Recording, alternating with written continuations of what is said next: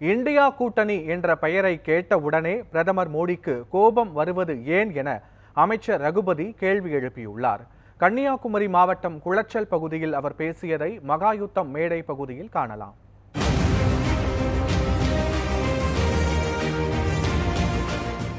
India என்கின்ற வார்த்தையை கேட்டாலே மோடிக்கு புலி கரைக்கிறது, வயிற்றெரிச்சல் படுகிறார்.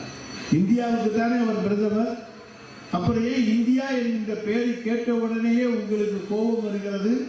காரணம், இன்றைக்கு இந்தியா கூட்டணி 370க்கு மேற்பட்ட இடங்களிலே வெற்றி பெற்று ஆட்சி அமைக்கப் போவது உறுதி என்கின்ற உண்மையான தகவல் மோடிக்கு தெரியும். மற்றவர்களுக்கு தெரியாது, ஆனால் மோடிக்கு தெரியும். மார்ச் 1ஆம் தேதி நான் தேர்தல் தேதியை அறிவிக்கப் போகிறேன் என்று தேர்தல் ஆணையம் சொன்னது. ஆனால் இன்று வரை அந்த தேர்தல் ஆணையம் தேர்தல் தேதியை அறிவிக்கவில்லை. ஏன் அறிவிக்கவில்லை?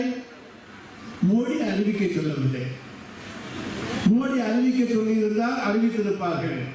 ஆனால் அவருக்கு 10ஆம் தேதியா 11ஆம் தேதியா 14ஆம் தேதியா என்று கணக்கு பார்த்து கொண்டிருக்கிறார்.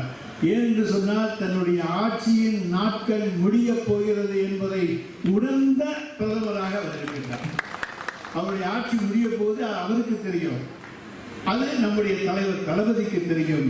காரணம், முதலாக மோடிக்கு எதிராக இந்தியாவில் இருக்கக்கூடிய எதிர்க்கட்சிகளை எல்லாம் ஒருங்கிணைப்பேன், அதன் மூலமாக மோடி அரசை அகற்றுவேன் என்று சபதம் எடுத்த முதல் அரசியல் தலைவர் நம்முடைய திராவிட முன்னேற்ற கழகத்தினுடைய தலைவர் தளபதி அவர்கள்.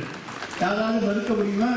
3 வருஷத்துக்கு முன்னாலே சொல்லிட்டார், நான் கூட்டணி அமைப்பேன், ஒத்த கருத்துடைய எதிர்க்கட்சிகளை ஓரணியிலே கொண்டு வருவேன், அதன் மூலமாக ஒன்றியத்திலே ஆட்சி மாற்றத்தை உருவாக்கி காண்பிப்பேன் என்று சொன்ன தலைவர் நம்முடைய தலைவர்.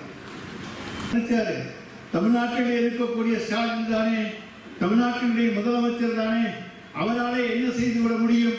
எப்படி எதிரும் புதிருமாக நவக்கரங்களாக இருக்கக்கூடிய எதிர்க்கட்சிகளை எல்லாம் ஒன்று சேர்க்க முடியும்? நிச்சயமாக இதெல்லாம் நடக்கிற காரியம் அல்ல, நாம் தான் என்கின்ற நிம்மதியாக அவர் இருந்தார். ஆனால் அவருடைய நிம்மதியை, தூக்கத்தை கெடுத்தவர் நம்முடைய தலைவர் தளபதி. எனவேதான் திருநெல்வேலியில் கத்துறார், திமுக என்கிற கட்சியே இருக்காரா?